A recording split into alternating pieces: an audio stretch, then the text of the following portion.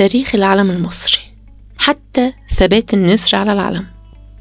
علم مصر العلم الوطني عدى بمراحل من التطور والتحول على مدار العصور لغاية لما احتل النسر منتصفه وسيطرت بخلفياته الألوان الثلاثة الأحمر والأبيض والأسود.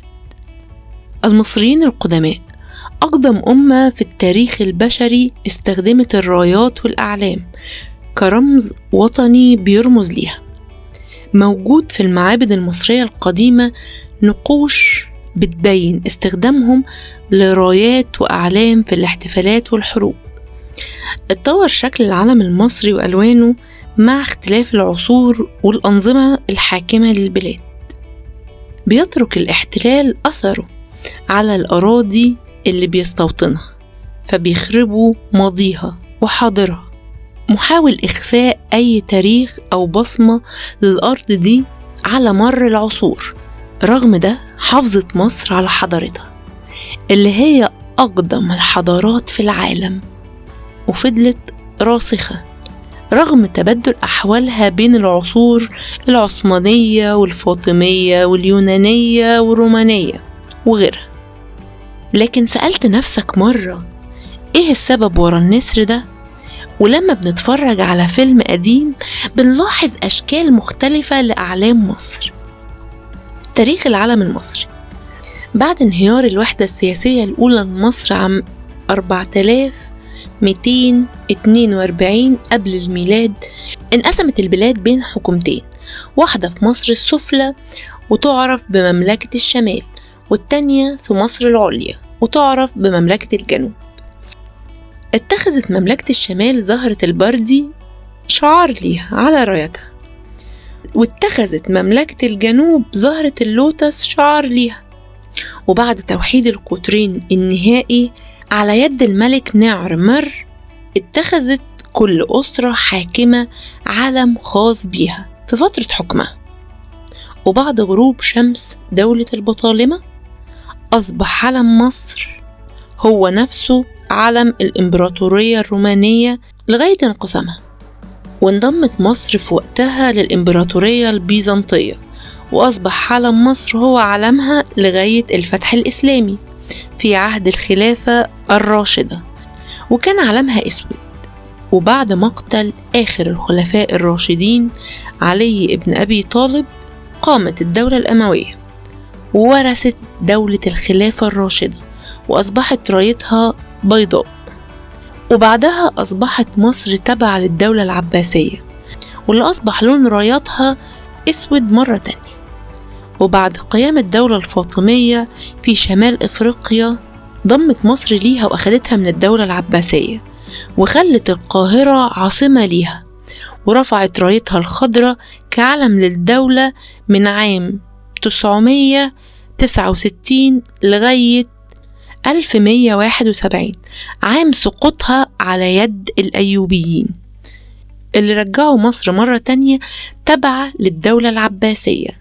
وكان العلم الخاص بمصر وقتها علم أصفر اللون لغاية عام 1517، وهو عام استيلاء العثمانيين على القاهرة. ومن وقتها أصبحت مصر ولاية عثمانية بيرفع فيها علم الدولة المكون من راية حمراء اللون فيها هلال ونجمة خماسية لونهم أبيض. أثناء حكم محمد علي باشا كان العلم المصري هو نفسه علم الدولة العثمانية لكن بنجمة خماسية، وكان الفرق ده في عدد أطراف النجمة علشان يتميز عن العلم العثماني. وكمان صنع محمد علي باشا لفرق الجيش أعلامها الخاصة، وكانت الأعلام من الحرير الأبيض طرز عليها آيات من القرآن الكريم. وكان من مظاهر اهتمام محمد علي باشا بالعلم إصدار وثيقة العلم اللي كانت بتتقال وقت تسليم كل آلاي من آلايات الجيش لعلمه. بعد تولي الخديوي إسماعيل حكم مصر غير علم محمد علي عام 1867، استبدله بعلم أحمر ب3 أهلة و3 نجوم، وده رمز إلى انتصارات الجيوش المصرية في عهد محمد علي في القارات ال3 أفريقيا وأوروبا وآسيا. واستمر العلم ده لغاية عام 1882 لغاية احتلال بريطانيا مصر، ورجعت علم محمد علي تاني علم رسمي لمصر لغاية عام 1914. أعلنت الحماية البريطانية على مصر وانتهى ارتباطها بالدولة العثمانية، فرجعوا علم الخديوي إسماعيل مرة تانية كعلم رسمي لغاية عام 1923، وده العلم اللي خرجت تحته الجماهير في ثورة 1919 واللي تلف بيه نعوش آلاف الشهداء اللي سقطوا برصاص البريطانيين. وجنب العلم المصري وقتها كان بيترفع علم الهلال مع الصليب، واللي أصبح رمز لثورة 1919 اللي كان شعارها الدين لله والوطن للجميع. وبعد إعلان تصريح 28 فبراير وتخلص مصر من الحماية البريطانية، أعلن قيام المملكة المصرية وتم اختيار علم جديد بيشبه علم ثورة 1919 وتعرف باسم العلم الأهلي، وهو العلم الأخضر والهلال الأبيض وال3 نجوم. وكان اللون الأخضر بيرمز لخضرة وادي النيل والدلتا، والنجوم هي الأجزاء ال3 اللي بتتكون منها مملكة مصر، وهي مصر والنوبة والسودان. والهلال بيرمز للإسلام اللي بيدين بيه أغلبية المصريين. وتحت العلم ده خاض الشعب المصري كل معاركه ضد البريطانيين. بعد قيام ثورة يوليو 1952 اترفع علم التحرير أو علم الضباط الأحرار كرمز للثورة، واستخدم لأول مرة للاحتفال بمرور 6 شهور على حركة الجيش كعلم لمجلس قيادة الثورة.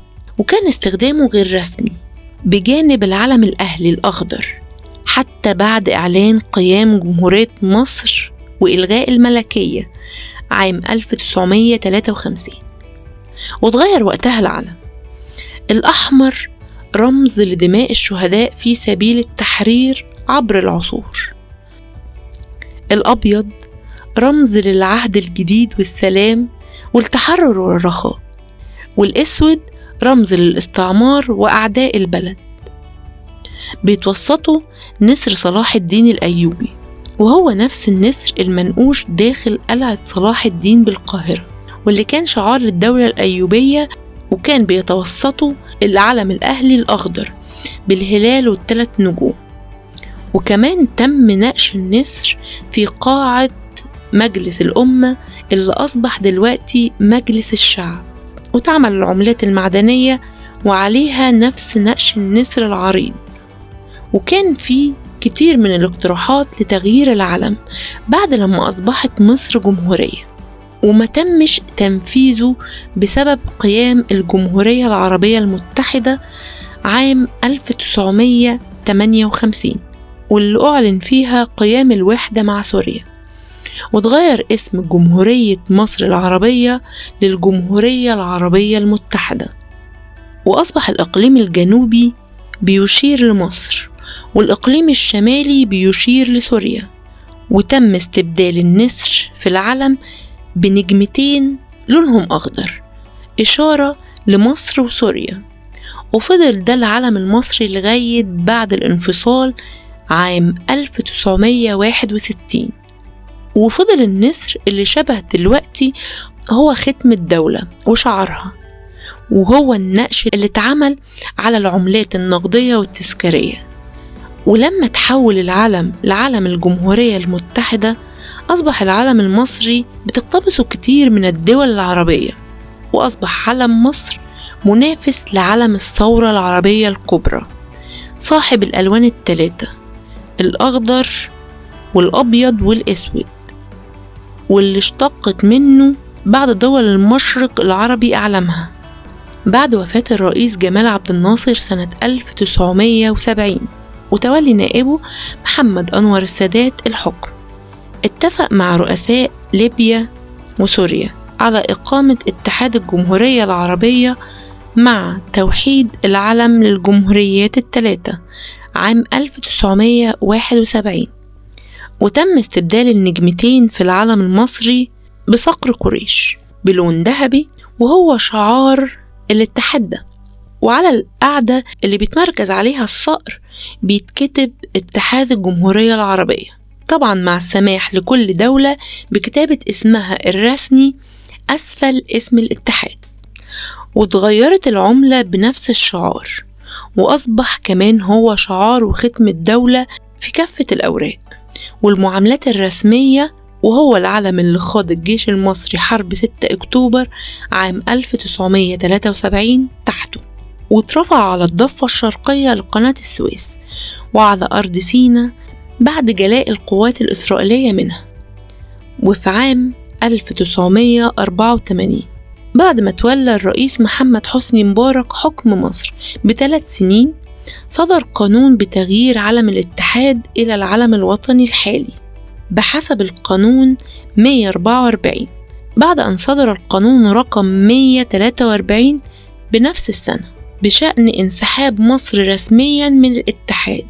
وشمل التغيير تغيير الشعار بس في المستطيل الأبيض علشان يرجع تاني لنسر صلاح الدين بلون ذهبي بدل من صقر قريش.